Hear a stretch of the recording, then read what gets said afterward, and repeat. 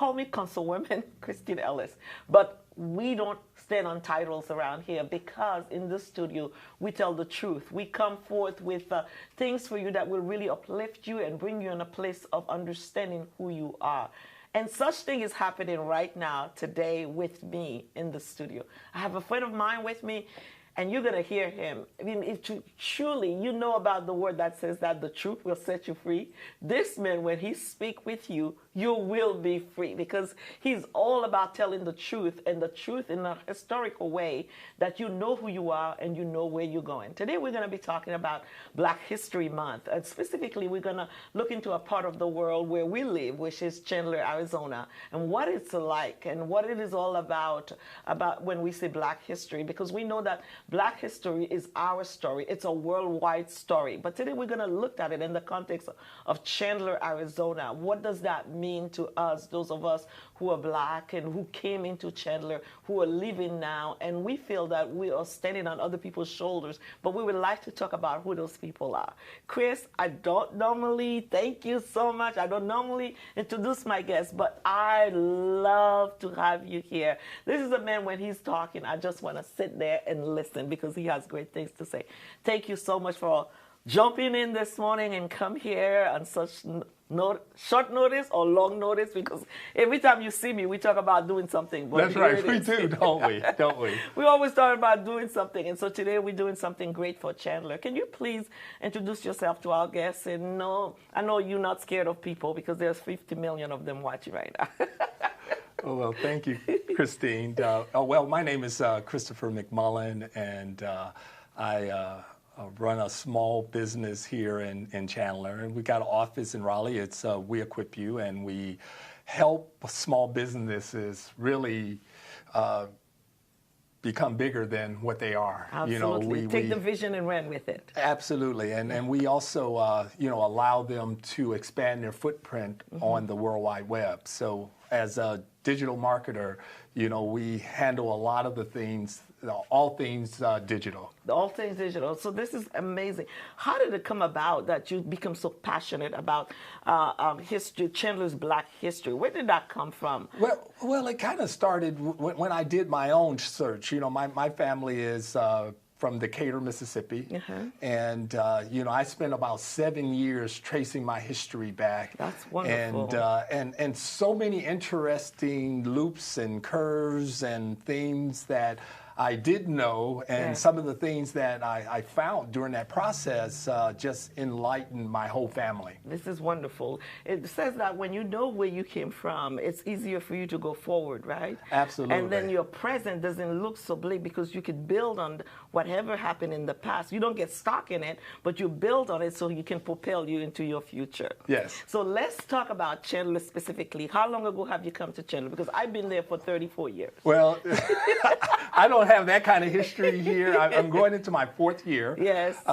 And the interesting thing is that, we are always kind of seeking information. And you are a seeker. It's always interesting to me to understand where people come from. That's right. And so, my own journey was kind of special. So I meet a African American here, and I want to know what their story is, and how did this community called Chandler become a community, and where people landed. It just was interesting to me. I was so surprised because when I first met you, I thought you were born in Chandler, because for the length of knowledge that you have and the breadth of it, it was so much.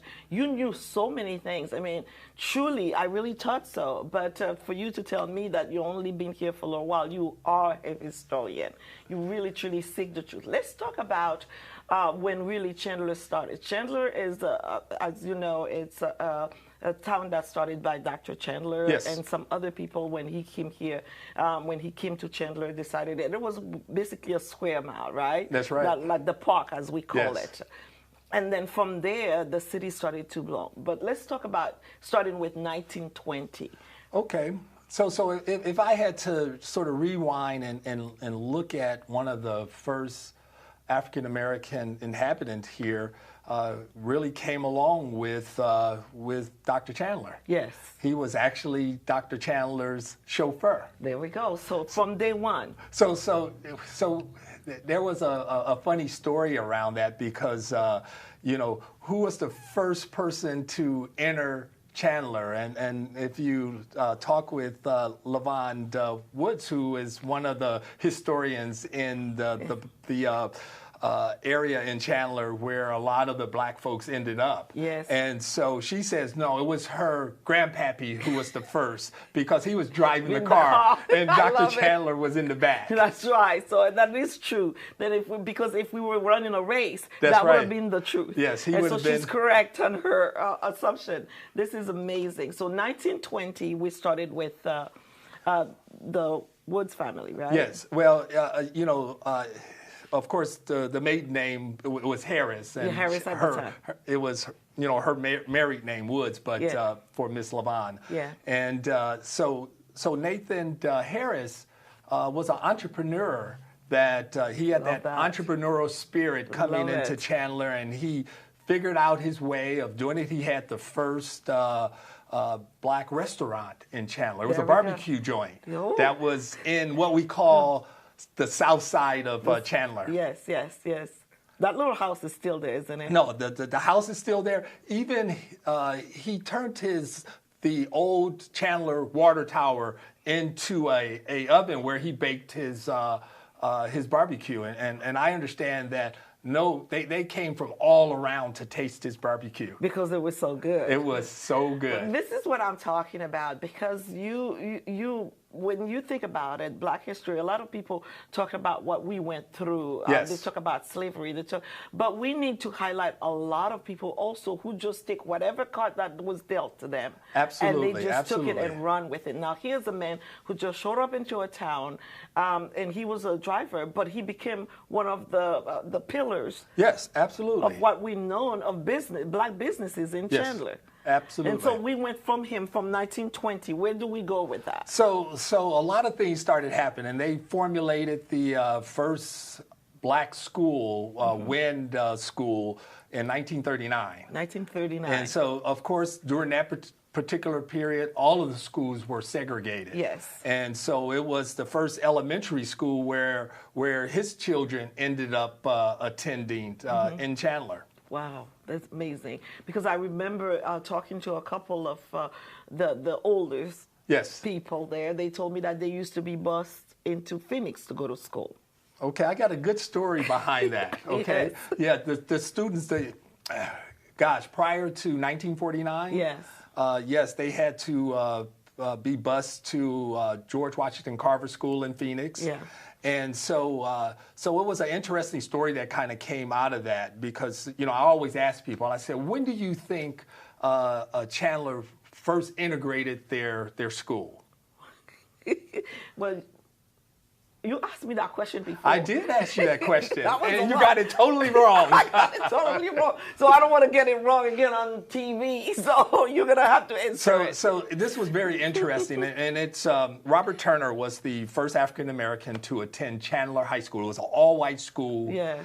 And 1949. That was 5 years before the Browns versus the Board of Education. So Chandler, we were right ahead of time, weren't we? Well, there's a backstory to that. Yes. So it was in the law that, you know, after you have 15 students that, you know, couldn't fit into a school, they have to build another school. Yes. And so Washington Carver called down to Chandler and says, hey, you know, we're kind of overcrowded here. And of course, at the end of the day, it's all about money. Do you want to build a new school for you know, 15, you know, black children? And so they said, hey, do you have any room? Wow. And so by golly, they said, hey, let's go ahead and try it. And so that's how Chandler ended up with the first African-American students there. Him and his sister kind of went there together, and they made history. They made history.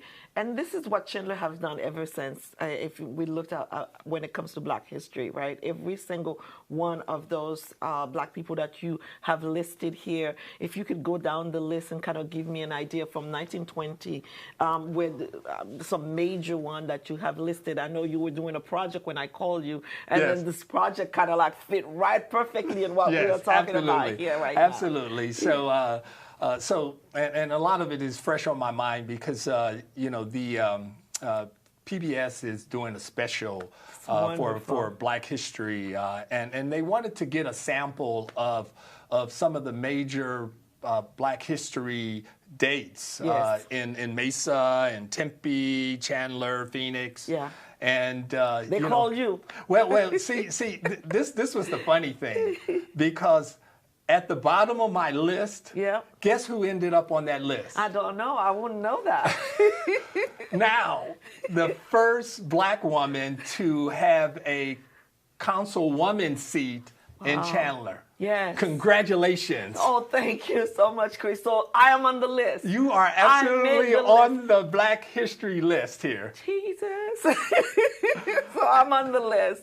This is amazing. And so as we kind of, you know, as that community started developing, and, you know, they sort of talked about it lovingly. It was the South Side of Chandler. South Side. So South Side. Yes. And, you know, and so there was a lot of individuals started growing up, and in particular, Mr. Payne, the Payne family, really kind of initiated a lot of the change that we see in Chandler today. Yes, they have. And so, he started, you know, going to school. He started in the H.A.U.N.T.E.D school, and you know, kind of went through all of the things that sort of happened. So if I fast forward in the early '90s. Mr. Payne became the first African-American mayor in the state of Arizona. The state of Arizona, yes. So and in Chandler. But of course in Chandler, but it was even bigger than that. Yes. Because he was the first Black mayor in the state. In the state. And so, you know, just with innovation and the things that Chandler is doing, you know, why not have the first Black mayor to run Chandler? That's correct. And it's my understanding that he brought that boom. Yes. It was in his era that we had this economic boom that came into Chandler, and we're still riding it. We never looked back ever since. Absolutely. You know, he started opening up the conversation for the tech companies to come in. And he did a lot of work in our community, you know, with some of the public housing and affordable housing initiatives that he spearheaded were just amazing. His name is still on the plaque for the Kingston Arms apartment where the seniors are living here in Chandler. He was a commissioner at the time. Yes. And I saw his name is still on there. You would not believe when we moved here years ago. I've been, like I said, I've been in Chandler for 34 years. Years ago, when my mom first came here to visit us and she wanted to stay, she lived in an apartment. Really? And so that's why that apartment has a really big spot in my heart, and I've been helping the seniors over there ever since. So we need to really expand upon that, because really there's only 37. And really, right now, the seniors are some of our most vulnerable residents here in Chandler. Yeah. So another fact, this is the fact that put Chandler on the worldwide map. Yes. This was in 1967. 1967. 1967, a gentleman, and I think everybody knows one of the guys. Now, Zora Foley was a resident of the South Side. Yeah. And he grew up there, and he became a heavyweight fighter. He fought for our country in Korea. Yeah. He came back and he started his boxing career actually there. Yeah.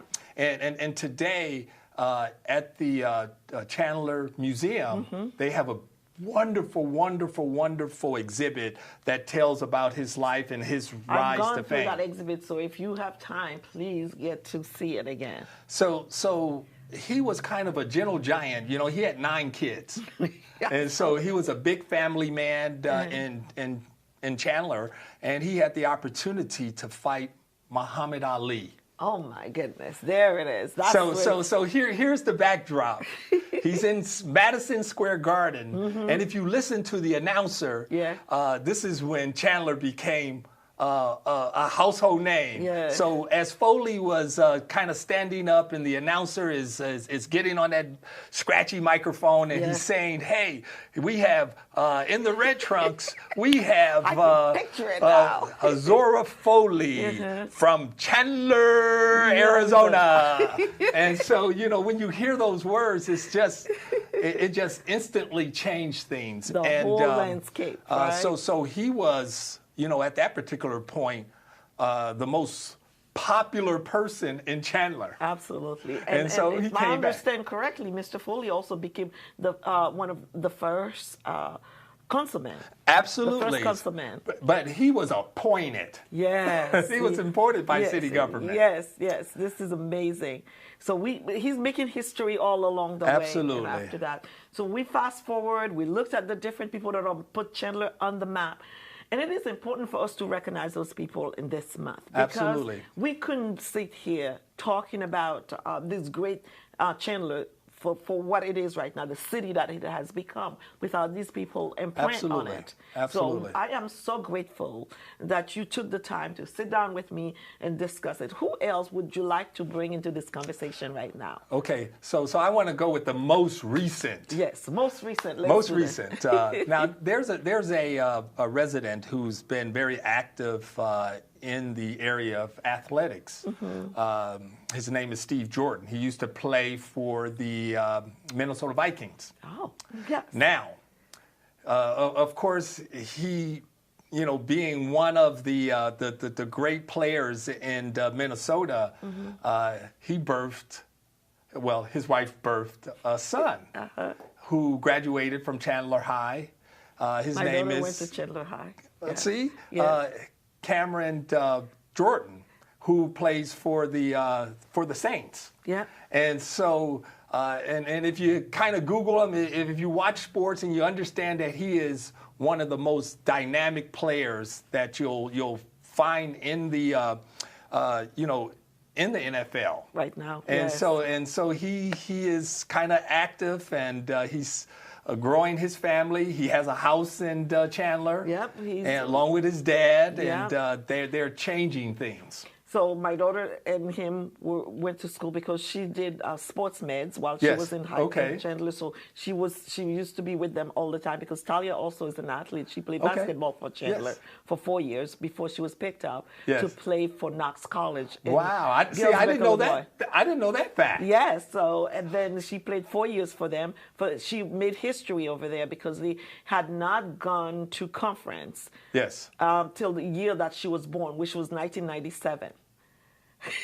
And then she took them to conference as a point guard, working with the team there and everything. So we are very proud of that. And she's done very much great things. And she's getting ready to start med school after she finished with them over there. Oh, so gosh. it's amazing. You're proud mama. Proud mama. Because, and it's all about Chandler, right? Yes. It's because she went to Chandler High, she was able to be in an environment which was very diverse. Yes. There was a lot of inclusion. People were she was well taught there. So all of that, you keep building on it. And this is what Chandler is all about when it comes to Black history to me. Is that we all want to be part of this with what's happening. Chandler, not only that they have done... you mentioned me as being the first Black woman to be on that council, but I believe also this is the first time in Chandler that there are two Black people on the council. Yes, because we have Councilmember Harris is on the council with me, and he said he made history because he's sitting with the first Black woman that's right. on the council also. So it is amazing to see the evolvement of the history of the Black people in Chandler. We are grateful for it. Did they have to go through a lot of struggle? Absolutely. Lots of struggle. But have they really maintained the path and keep talking? I spoke of hope when we had an opportunity to speak on the 1st. Right there in front of the City Hall when we had the grand opening for the month. And there was many different things that happened in this month concerning Black history in Chandler. And the main thing for me when I spoke of hope is because I didn't want to only talk about what happened in the past, the struggles that we went through. They all have their purpose and the reason why we went through them, Chris. But at this moment, in the time that we live right now, the history is so rich, we can afford to be stuck. Yes. No, we cannot. And that's why we do have to, pay homage and really that area is so near and dear to me. Yeah. And really that community needs some uplifting. Yes. And so that's going to be almost my 100% focus is how do we take those assets. Yes. And history is asset. Of course it is. And so, and how do we develop that into the next phase of some of the emerging leaders that are coming out of Chandler? Absolutely, and I'm loving it. And right now we have a lot of black businesses in Chandler. We have a lot, the black restaurants and that are really emerging, and people are enjoying so many different things because of that list right here that you have of those guys who have really for the families. And some of these families are still in Chandler. I know we have Foley Park, and we have our former Mayor Payne's. We have a high school name after him, a gym. A gym named after him. Also a school, elementary school also was named after him. And then the Foley Park, right? And Foley Park, Foley Park. I was very, very encouraged when I saw the last time when you had a big group of people, then they did the tour, and then you were telling everybody. It's almost like a pilgrimage. Yes, it was. I saw it as a pilgrimage because there you were, and the car was being driven, and you were in the back there with the camera on you, and every step of the way you were telling what was happening in those areas. Yes. Every stop you made, and you were telling until you got to the park. To the park, and that park is, of course, named after Mr. Harris, who was the first African American entrepreneur. In Chandler. We don't want to forget that word, because when a lot of people in this mindset, they might think that when black people come in a place, it's going to go down. Versus when we come up and we bring great ideas, we bring knowledge, and we bring forth wealth. The history that we bring, it's to uplift, because we want to contribute. We want to give more. And we're not worrying about what we lost, but we're worrying about what we're going to gain, right? We're thinking, we are focusing on the gains right now. Absolutely. Because there's much to gain, right? Absolutely. There's much to gain, so I'm excited. So talk to me. Believe it or not, we're almost there with time, but I would like you to finish with what you think from all what you have studied about the history of Chandler. And you know that we have made great strides. I mean, we are way ahead of a lot of places. Where do you see us? Because we have to live it with that thought of where do you see us as a future, bright future for Chandler when it comes to black history? So for me, I've planted a flag here. We just purchased our first home here in Chandler. Oh, congratulations! And so they are getting expensive. They are, but we look at it as an opportunity. I have an 11-year-old daughter. She's growing up bilingual. And she's very much part of the fabric of the community, I'm always teaching her to always look back and to be able to give back. Because if we don't pay it forward, what is the future going to hold for some of the individuals maybe not growing up as well off as other individuals, and really looking at some of the areas that still need work. That's right. There are. And so the future for us right now is to teach well. Is to teach well and empower others to rise up to the occasion. And whenever you are called, use your gift for the best, for the good of those that are around us. The young people, when I have an opportunity to speak with them, I tell them, and I said, we have been dealt a hand, and now it's up to you how you're going to play it. We could just sit back and complain, or we could just put our hands pull up our sleeves and put our hands to the plow and just keep pushing forward and keep growing what we have been given. So I'm excited about what's next. Well, it's all about community. Yes. And being able to kind of further nurture. Yeah. Because Chandler has birthed some great personalities. Yes. And it continues to birth that. And you know, I call my friends, I call them super friends. Yes. Because they go above and beyond. They're active in the community. It's wonderful. They're active in the school systems. Yes. And it causes things to shift. Yes. Because of that level of involvement. I'm excited about Chandler High. We have a new principal over there. Yes, Michael. So, Michael is doing great things over there. We have so many different organizations now that are really rising up. Men of Action, yes. it's they are doing great things. Chandler for Change is there doing great things. We have now a group of young people who have really coming along and trying to do great things also base. Yes. They are doing really wonderful things. So which other organization that we have, because I don't want to leave anybody behind, because they will say, well, you didn't mention us. Well, we've got a new organization emerging that's going to kind of tackle some of the affordable housing issues, some of the homeless issues that we have. Yeah. And it's called, Chandler Neighborhood Works. Yeah. So we're going to be continue working with government and also with the public. Yes. So it's a merger, because we both, every one of us have responsibility and accountability in order for us to work together and move things forward. I am so happy that you made this today. I'm so glad you asked me to come. Yeah, so we are excited about it. This is the platform for it, because this whole network was built onto bringing things out of obscurity and making it well known for people to know that there are work being done. We are not idle. We're not just sitting around. This city is pursuing things. We're pushing things forward, and we want people to come along and bring their part to it, and let's lock arms together and keep moving forward. I'm excited about continue doing more great things with you. And on this, I will say to you who are watching, please come along, bring whatever resources that you have, because it's all about it. I'm going to say it again. Black history is our story, and we want you to always be part of that. Thank you so much for watching today. I'm excited about what's next. So keep your ears open and your eyes open, because more things are to come into that arena, because Chris and the organizations that I mentioned earlier, they are doing great things for our city, and we want to continue to see great things happen in our city. I'm excited. We have a great mayor. We have a great team. Yes, we do. Our council is amazing right now. We are getting things ready. We're about to get a whole bond committee going. So Chandler is about to push forward. So I'm excited. We love you all. Thank you so much. And as you know, it's always for the love of Chandler. God bless you all. Thank you.